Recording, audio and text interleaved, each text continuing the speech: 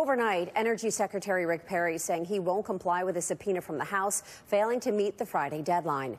This comes after a hearing-packed week on Capitol Hill filled with bombshell testimony from 4 former and current administration officials as part of the House's impeachment inquiry into President Trump.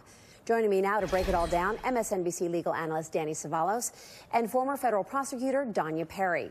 Well, we learned a lot of details this week from all this testimony, so let's just recap what we learned person by person, starting with Fiona Hill.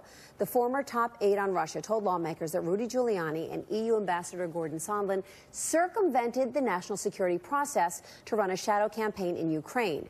She testified that former NSA John Bolton was so alarmed, he told her to go to White House lawyers, saying, "I'm not a part of whatever drug deal Sondland and Mulvaney are cooking up," and calling Rudy Giuliani a hand grenade. Danya, what is your biggest takeaway from this? Well, I think what we've seen here over the past week with this steady stream of witnesses who are nonpartisan and career diplomats and policy experts, we've seen a consistent narrative being told, including, as you say, by Fiona Hill.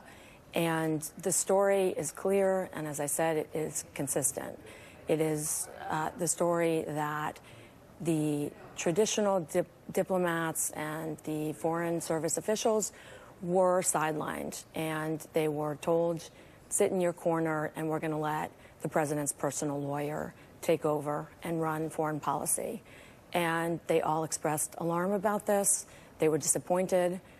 They were fearful, and they took steps. And so I think, as you said, Dara, this has been a bombshell week. As a former federal prosecutor and state corruption investigator, I would have been very pleased with the testimony as it came out this week and the corroborating evidence in the form of text messages and, in fact, some of the admissions that have been made by Mulvaney, by Trump, and by Giuliani. And the senior State Department official in charge of Ukraine policy, George Kent, recalled that he was instructed to, quote, lay low after he raised concerns about Giuliani. And new reporting from NBC overnight shows that he also testified Giuliani attempted to secure a visa from the State Department for ousted Ukraine prosecutor Viktor Shokin. So he testified diplomats were sidelined and basically replaced with 3 political appointees to do the president's bidding in Ukraine. Gordon Sondland, Rick Perry, and Kurt Volker coined themselves the 3 amigos. Danny, what do you make of this, especially with this new reporting about that visa request? The biggest problem for Rudy Giuliani is the question, what the heck is Rudy Giuliani? Is he a lawyer? Is he a private agent? Is he acting for the president or for the United States? But if he is, he certainly isn't a paid member of the U.S. government or the executive branch. That is going to create a lot of problems for Rudy Giuliani because it appears he's been wearing many different hats. And so asking for a visa, for example, couldn't possibly be providing legal services to the president, and no attorney-client privilege would attach. So the key is, and the recurring theme you see through last week's testimony can be boiled down to one word, and we've already heard it a few times this morning: alarm. Everyone was alarmed. And you remember that whistleblower several weeks ago? Well, that's sort of dissipated into the wind because the whistleblower's allegations have largely been borne out by the sworn testimony of actual, what we call, percipient witnesses, people who saw or heard what happened. So it turns out that a lot of what the whistleblower was talking about has come to fruition.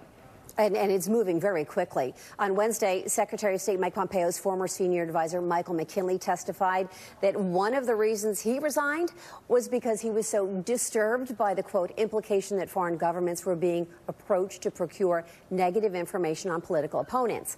The other, the unwarranted firing of Marie Yovanovitch. Danya, what new legal questions does this raise for you?